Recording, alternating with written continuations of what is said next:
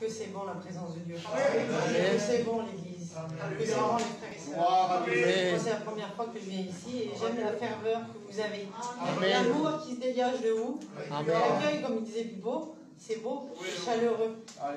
Moi, j'ai pas eu le privilège de grandir dans un foyer chrétien, une famille chrétienne, on était loin de là. Moi, je viens de Paris, je suis une Parisienne. Et je n'étais pas destinée à vivre une vie chrétienne ou à rencontrer Dieu.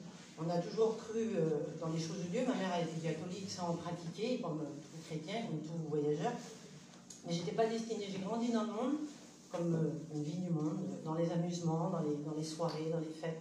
Et il n'y avait rien qui comblait mon cœur à plus que de raison. Et j'entendais quelquefois parler de Dieu. J'ai eu des cassettes à l'époque. Et j'écoutais des cantiques, je trouvais ça beau, j'avais un cœur, j'ai dit, maman, c'est beau. Quelques-uns me témoignaient que c'était bouleversant la vie de Dieu, que c'était bouleversant la vie. Et je dis, bah, peut-être qu'un jour, je voudrais aller. Et à chaque fois que je voulais aller dans une réunion, j'arrivais jamais, il y avait toujours des obstacles.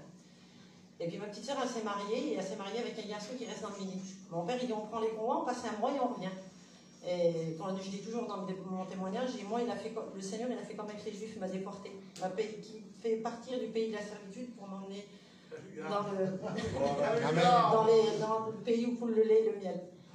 Et quand je suis arrivée à Nice, je parlais avec une femme, et on parlait des choses de Dieu, puis elle me dit, je sais où il y a une salle, moi, elle dit, si tu veux, je t'emmène. Et quand j'ai rentré dans la salle, la première fois que j'ai rentré dans l'église à Nice, j'ai senti ce que je ressens aujourd'hui ici. Je sentais la présence de Dieu, la vie des gens, la ferveur, l'amour qu'ils avaient, des visages qui m'ont marqué, qui m'ont encore, et ben, c'est des piliers dans l'église.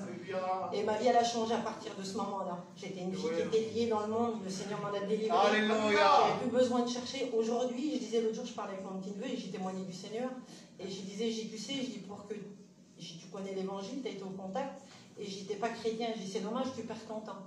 Je dis, moi, quand j'étais dans le monde, il fallait que je cherche mon bonheur. Il fallait que je sorte dans les amusements, que je lâchais. J'ai maintenant, je te parle de Dieu, je suis dans la joie. Je vais à la réunion, je suis dans la joie. Je chante un cantique, je suis dans la joie. J'ai pas besoin de tout ça. Le seul joie que j'ai dans mon cœur, c'est d'être chrétien. C'est d'être travaillé pour Dieu. Et c'est de savoir qu'un jour, ben, Jésus reviendra et je suis sauvée. Je suis passée des ténèbres à la lumière, de la mort à la vie. Et je vis plus pour moi, je vis pour Jésus. Jésus, c'est ma vie, Jésus, c'est mon tout. Je suis pas toujours à la hauteur. J'ai des hauts, ben, merci Seigneur, j'ai des bas, c'est parce que je suis loin de Dieu. Mais plus je m'accroche à Dieu, plus je l'aime, et plus je l'aime, plus j'ai envie de le voir. J'ai qu'une hâte, ben, c'est qu'il revienne nous chercher. Amen.